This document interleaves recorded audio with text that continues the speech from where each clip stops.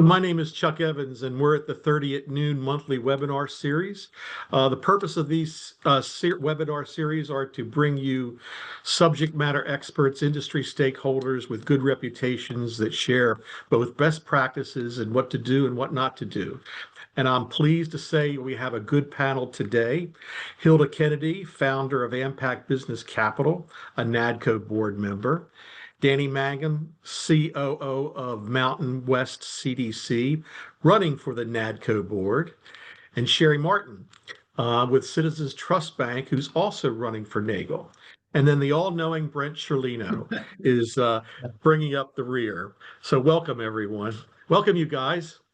Welcome. Thank you for having me. Thanks. So let's just talk about what do you see over the horizon with the new SBA leadership? Brent, you want to start us off on some observations you've made that we were chatting about earlier?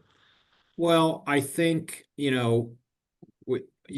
actually this last week we learned that potentially Senator Joni Ernst may retire. So that's going to, affect our committees, on Congress on the Hill, which, that starts at the top. And then I do think we have a dynamic administrator in Kelly Loeffler. And Thomas, our associate administrator, has been out in the industry both, for all three products and, R2 products plus, 7A 504 and our Department of Ag products. But it has concerned me that we've seen departures of some really talented people. Ginger Allen departed, Steve Kaczarski's departed. Yep. So, and then of course we've seen the fee, landscape change, which was probably necessary. And so, I see some changes as okay. I see changes in maybe the contractors that are now doing Redwood scores and doing the portal, and I see improvements there. But overall, I'm a little concerned because it's been so quiet. I don't think either trade group has much information on, what's happening inside SBA and inside the Hill, and what's really, kind of where they stand and what's going on. And I think we've lost a little bit of transparency. Maybe they're coming back with that, but really, what is the performance levels in the 7A program? I think the 504 program is performing excellently because they had a good interest rate structure and they put together some good deals, and they've had, real estate as collateral. The 7A side, the way the policies pushed it, it would be nice to know really what's happening in the portfolio. And so we could gauge a little better. So I'm hoping, it's 6 or 7 months with the new administration, 8 months. I'm hoping by NAGGL conference, they really kind of open up and start, maybe returning to a bigger sense of transparency, and that with NADCO too, because, the 504 is a crucial economic development product. And, we're a business product in the 7A. So I want to see us less secrecy, more open transparency, because, we're all contributing to the cost of the programs. Thanks. Well, Danny and Hilda, as NADCO board members, are running for the board. How do you feel about some of this, what Brent's outlined? Go ahead, Hilda. I had a feeling you'd say, go ahead, Hilda. Sure. Good. Great to see you all. I think that because there's been so much change in the administration, I think transparency is them just trying to catch up because there's been so much turnover. We've had some really good opportunities. Our NADCO staff has had great opportunities to collaborate with SBA and seek to shape conversations about this push for manufacturing that I think has been really productive. Yes. And yet with all of the changes, I think everyone is trying to catch up and figure out what they can share or cannot share because they're trying to, close some of the gaps in terms of staffing. I think that what we've seen from the administration, though, is a willingness. The administrator has been at all of our conferences. The staff has made themselves available for sharing what they can share. And because of the strength of the SBA 504 program, I think that we see how the program can continue to benefit economic development and especially be a real champion for this push toward manufacturing and made in America. And I think that's positive for the industry and positive for the country. It's exciting. That is exciting. Danny, what do you think? Yeah, I've been really impressed with the new leadership's availability to getting out and visiting with small business owners. Mhm. So it's been impressive to see them fly in, come in, sit down with them, see how the 504 benefits them, and then also has an open ear to hearing what the obstacles were in obtaining the 504 loan also. I've noticed that it appears that they really do want to eliminate some of the red tape and barriers to entry that make things difficult to obtain the 504 product, streamline some things. I'm very excited about Mr. Kimsey being part of the leadership because he's in a very interesting position where he has been in roles that have all been involved in 504 lending, from lender to board member of a CDC, and then also now on the SBA side. So I'm excited to see what they come up with as a response to all of this, because I do feel like Hilda said, they're just kind of gathering the information that they have, taking a breath, and then I hope that they can come to market with something that really does push what these SBA products can do and really open up more capital to the small business owner. Okay, thanks. Sherry, how about you? Well, I guess to not repeat everything that everyone is saying, because I agree 100%. I think one of the things, with the new administration, I've known Thomas for years, being here in Atlanta. Georgia. So I'm very comfortable and excited to have him on board. I do appreciate the forwardness of the current administration, the administrator and Thomas and everyone participating, because in the beginning, it kind of shook us when things were virtual for a minute. But I do appreciate them actually showing their face. I think the thing that gives some of us pause, and it's been stated, is losing some of the people in the headquarters. Some of the things that lenders are kind of thinking about is turnaround time, customer service, because all of that affects how we work with our borrowers. So, one of the big conversations I had in a committee meeting here recently was idle subordinations, things like that are taking a little bit longer. There are some errors and things when you're looking at some of the new systems. So that kind of gives us a little pause. But then again, it kind of goes away when you see that the current administration is being present. They're aware of it. So hopefully they're doing what they can to make those changes and make it better so that we can service our customer, timely and get those deals in and approved. So it gives me a little pause. Like I said, I hate to see some of our staffing leaving, but change is one thing that we're all. It's exciting that the new administration, like you've all said, it's a very, very positive. The change in the staffing. I think there were layoffs today in California. So there's some service delivery that's a concern, but hopefully within the next 6 months we'll get there. Let's pivot for a second. Sherry, you can start with this one. Running for the NAGGL board, what do you see NAGGL doing or not doing or should be doing in the next, say, 12 months? Same thing, more of something else? Just share that with me. the things I think NAGGL covers the ground pretty well. I think they cover what needs to be covered as a trade association. They are aware of what's going on.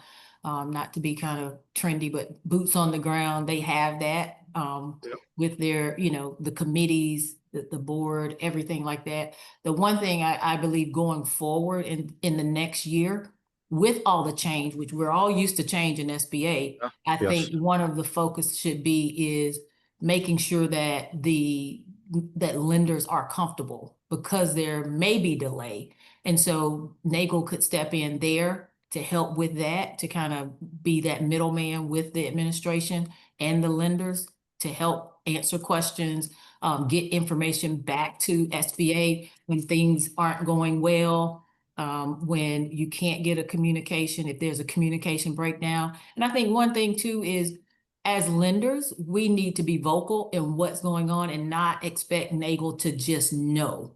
That's one thing that I am very vocal about in committee meetings in NAGGL. If we don't say anything, I always tell people, if you don't ASK, you don't GET. So if we don't say anything, how are they supposed to know that there's a problem out there? So we need to present the problem, but don't just present problem after problem after problem. Also, send some solutions. What do you think would work? And they are open to listening and hearing that. So I think coming into the next fiscal year with everything that's going on, that is one thing that NAGGL can and should continue, is just to be that middleman between the lender and the administration with everything that's going on. Help to ease the anxiety of lenders where you're saying, oh, Ginger's gone and this person's gone. Be there to kind of step in and take their place. I have the most respect for them, and John Mosher is one of the great guys, so it's good. Yes. Let's turn it to NADCO. What do you two see NADCO doing, not doing, should be doing in the next 12 months? So I have been immensely impressed with the NADCO board and NADCO staff's ability to really build a firm relationship foundation with leadership at the SBA. I've been in this long enough to have seen different iterations of how NADCO was perceived at the agency, and especially amongst leadership. And I'll say that what Rhonda and her staff has done, Evans and the board have done, and Hilda, is they have created a really good working relationship with SBA leadership. It's been incredible to see. And with that buildup of relationship, with the trust that is now there, I think now it's time to kind of act on the trust that's been built up and then work together as real partners. One thing that I would really like to see NADCO work together with the agency on is we've got a problem, CDCs and the 504 product as a whole, with PIA audits. So what we've kind of seen now is CDCs will underwrite, approve, recommend to approval to Sacramento Loan Processing Center a loan or a project. SLPC will review it, find it to be eligible, find it to be a good project.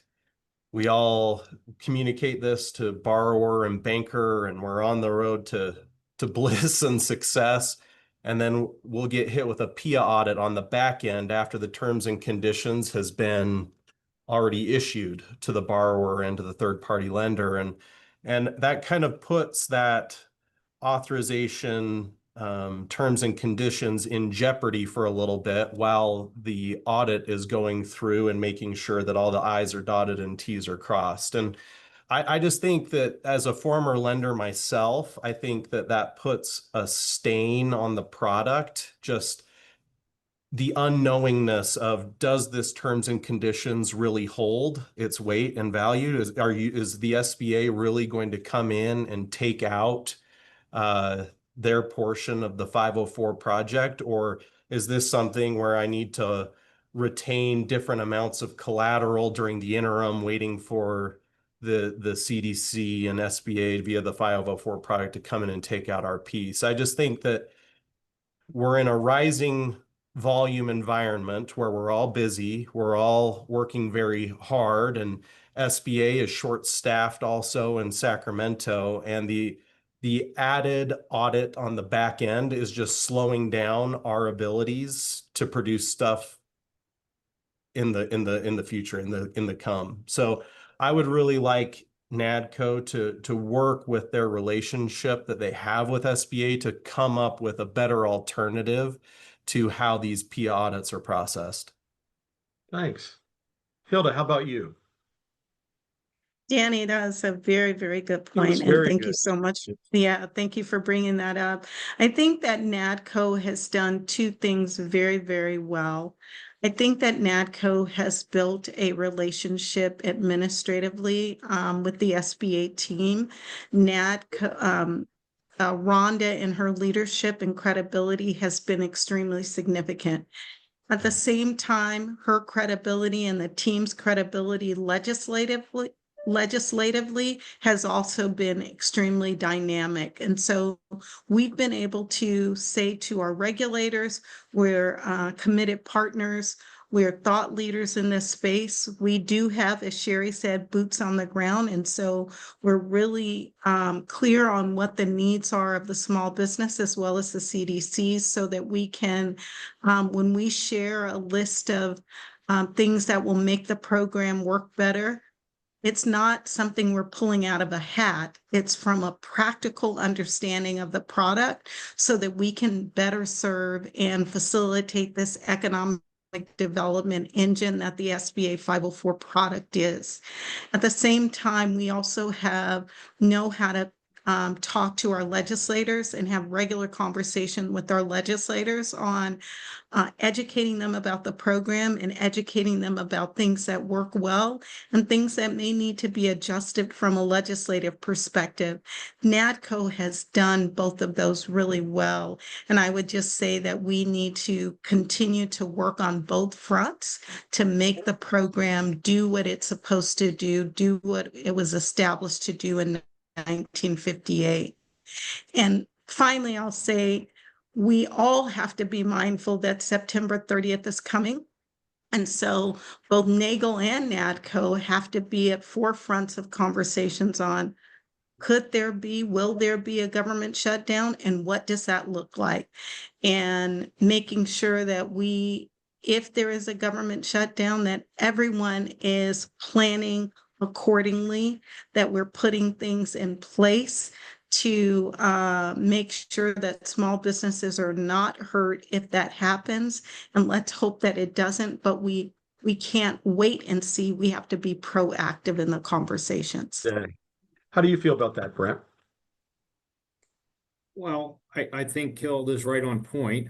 While she was talking and Danny was talking, I was going back 10 years to 2015 when Rhonda first joined NADCO, and where they've come from in a decade is incredible. And It is, yes. I'd like to give them both, a very big round of applause if you could, because things don't happen easy. It's a commitment and discipline and time, and the proof is in the pudding. So that's, it's really come a long way. And it's kind of like this, the roles have shifted.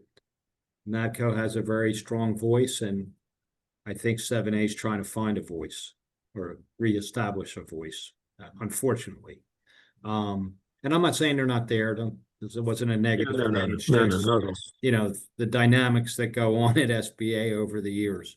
As far as the direct comment she just made, yes, we have to have a voice right now, because the one thing I've always seen, and having been in front of the committees myself, is our voice. We can get a sidecar deal to keep SBA going. So we need to keep our voice going in this, debt ceiling appropriations environment, so we keep small business moving along. We've got some momentum going here, and hopefully it doesn't stop as we get to the end of the fiscal year and potentially find ourselves, in a congressional debacle.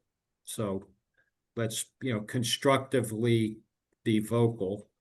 I think Sherry's saying that too. Speak up, let them know where we stand, let them know if you don't ask, you don't get. So some of the things you guys are doing to prepare for a possible shutdown as it relates to your individual portfolios. Anything different?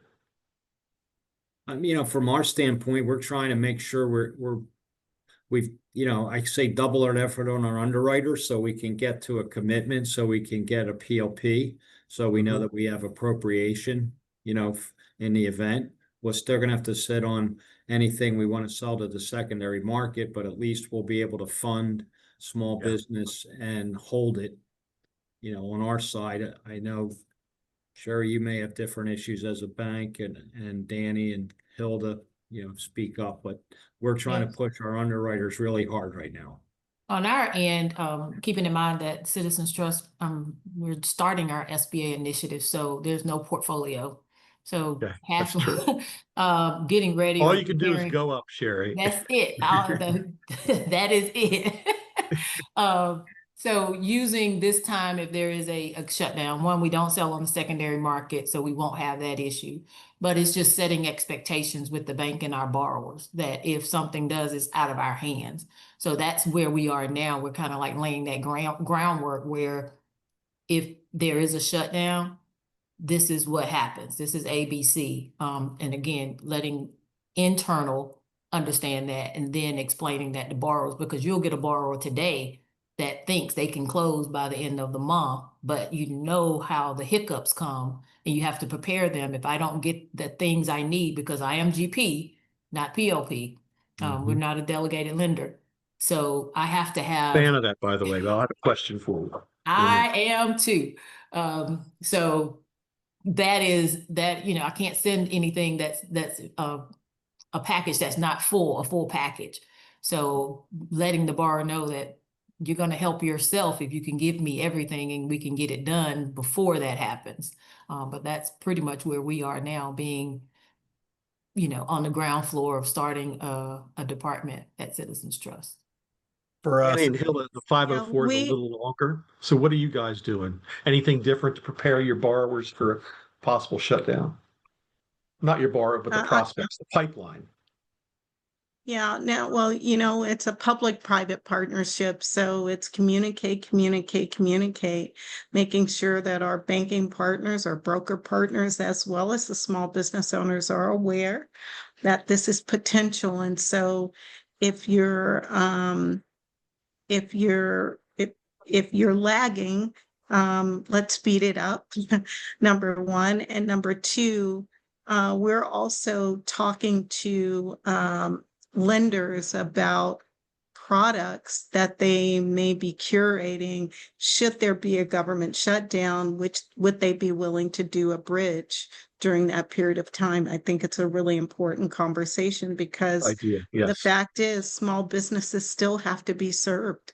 And we've Yes. got to be proactive to make sure that their business and those employees that they employ are not hindered because there is a political battle going on in terms of a government shutdown. So communicating and trying to be proactive with planning for that possibility. I think one thing that's really difficult in all of this, Chuck and Hilda hit right on it, is I'm starting to feel a little bit like the boy who cried wolf a little bit on my communication about potential government shutdowns. Like Yeah. over the last 5 or however many years, I just feel like I'm putting out an email, company-wide email, and then a lender-wide email about the potential of a government shutdown. It feels like every other week. I know it's not that, but it just feels so much that only to have it be retracted in the 11th hour kind of thing. Like, never mind what everything I said about our concerns have been resolved. We'll get back to you in a year or 6 months or whatever. And so I echo the communication piece. I just, I think we all have a little bit of debt ceiling fatigue, of refunding fatigue. Like, is it going to happen this time? How long is the shutdown going to be? So I echo communicate, and I'm tired. I'm ready for it not to be the case if we could just get some things right up on the hill. Brad, when was the longest? 2018, or was there one that was longer than that? The one 18, in I think. 2014, Yeah. 13 was long. Okay. I Yeah. think that was I what, was 30 some there. days. Yeah, I was there. So Yeah. in fact, I had to miss my niece's wedding because of that, which I've never lived down. But that was a tough one. Um, and unfortunately, it's not easy for the SBA staff because they have to wind up doing it. It's like hurricane. They have to stop everything 2 weeks before, and they have to plan for the, hope for the best, but plan for the worst. So it shuts, even if it doesn't occur, The David's angst. saying Yep. internally, they have to pretend like it's, they have to prepare, batten down the hatches like it's going to happen. Unfortunately, I mean, and I could eat my words later, but I'm not, the last ones I've been pretty optimistic, like, okay, we got to go through this. I'm a little concerned on this one because I think there's a lot of folks wanting to draw lines in the sand. Yes. So this one's a little different than the ones we've come through the last 3 years. Okay. But I'm hoping for the best. We know there's a number of barriers to entry, the SOP changing, the shutdown. But let's talk about some other things that might keep you up at night, like staffing. Is there a shortage? Is there I've seen more people looking for work. Compensation, is that a strain on resources, or how do you guys feel about those two blockers? Maybe I can take this And one then staff first. training as well. Those three: staff training, compensation, and shortage of staff. Yeah.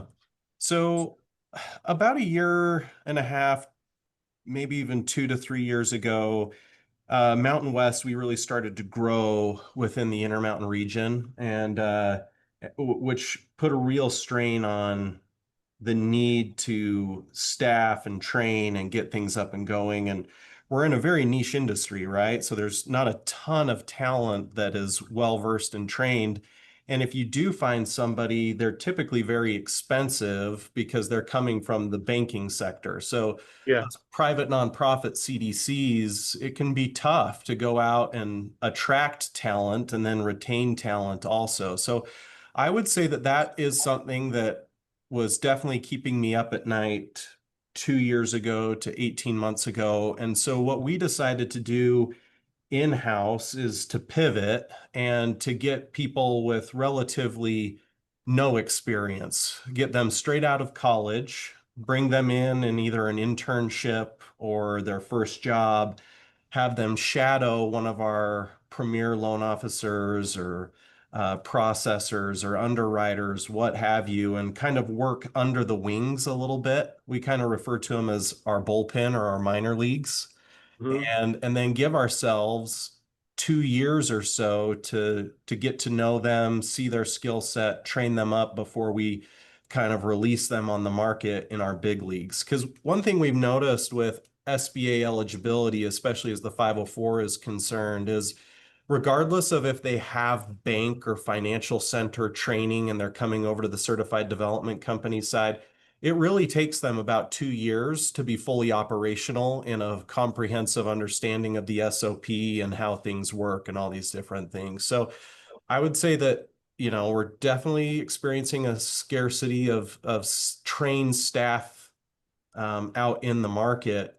And so we're really having to go forward by hiring new talent and training them up. Bring And them up and spending the resources to do that. That's good. yeah, which is We did that hard. as an LSP one with interns, and I think there's 6 or 7 in the industry today.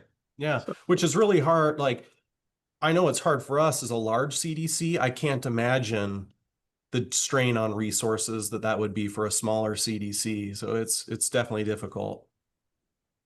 I think Yeah. one of the things, looking at it from, well, one, I am the full department right now. So you're looking at a department of one, when you're starting out. And this is my third rodeo, or 3.5.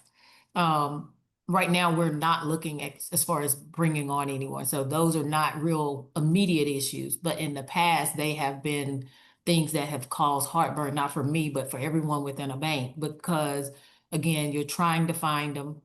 They are a little bit more expensive than your typical admin or loan assistant, your other portfolio managers.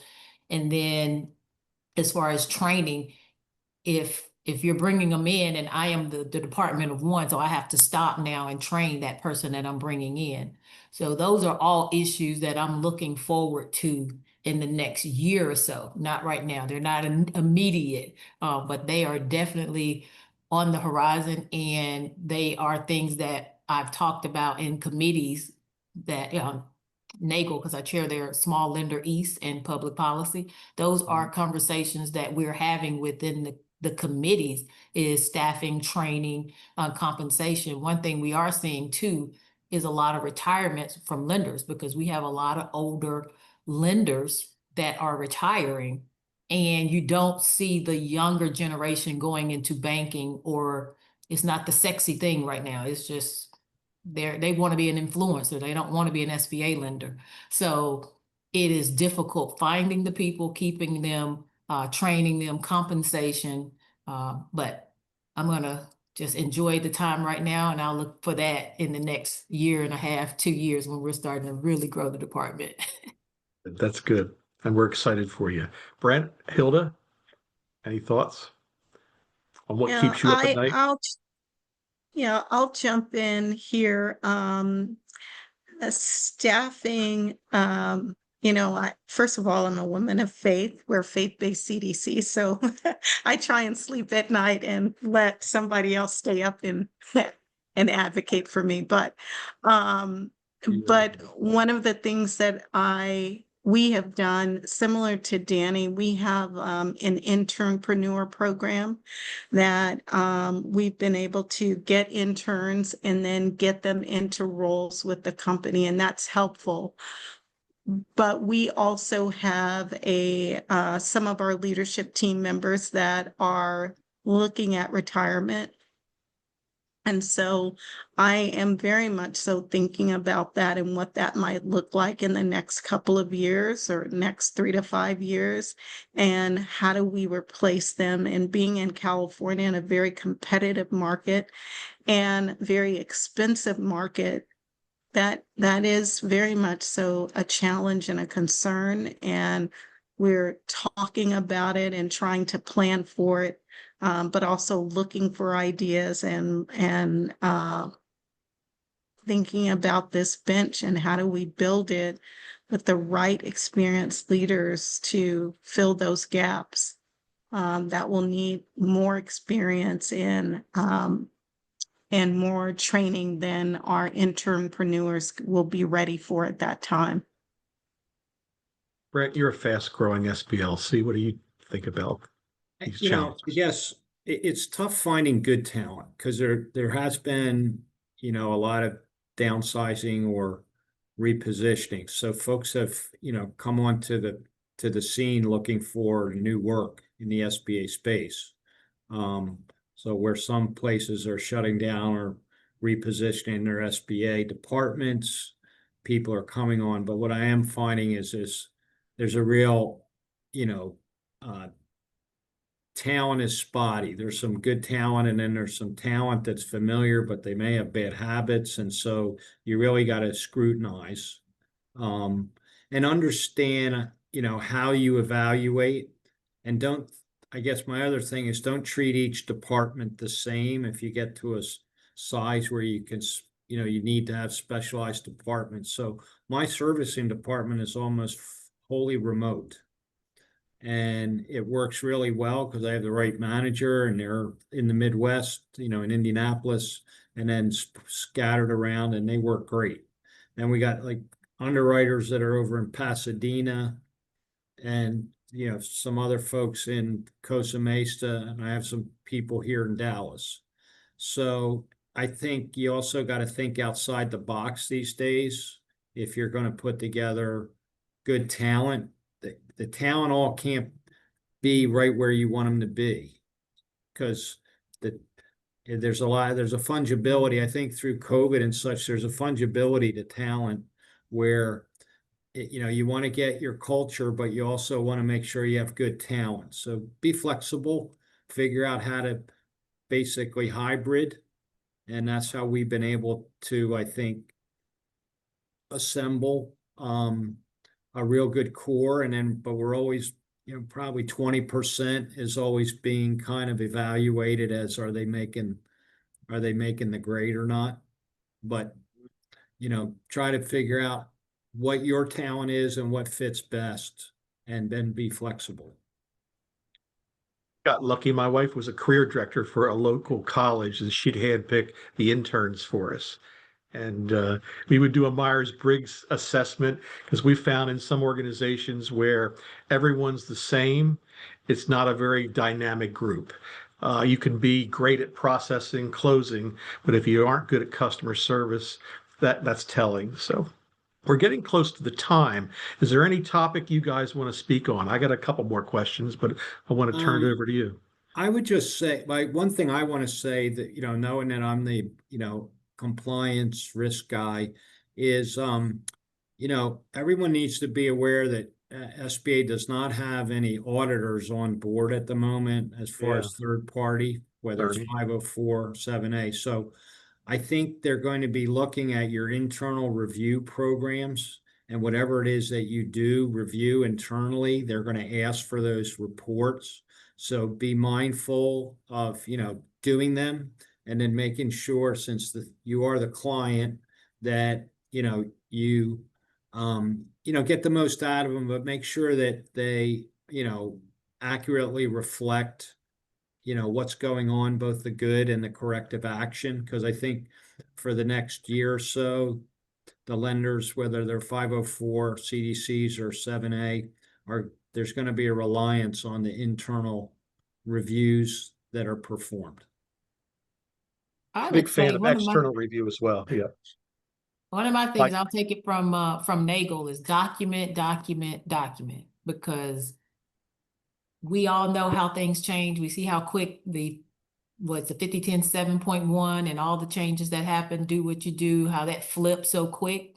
I would just say for lenders, we don't know what the next iteration of the SOP will look like, what it's going to look like in a few years when it's down the road. So just make sure you're, like Brent was saying, do what you have to do on those loans to make sure that you're doing good loans and keeping them in good shape, because you don't want to get to the end and have something pop up on you. Anyone else?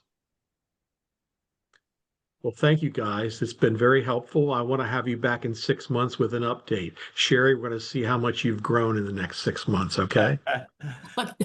She'll be poaching Absolutely. talent from us. Yeah. Right. And Don't come to Danny, California, Sherry. Danny and Only Sherry, to good luck in visiting your for the elections. weather. Yeah. Good luck in your elections.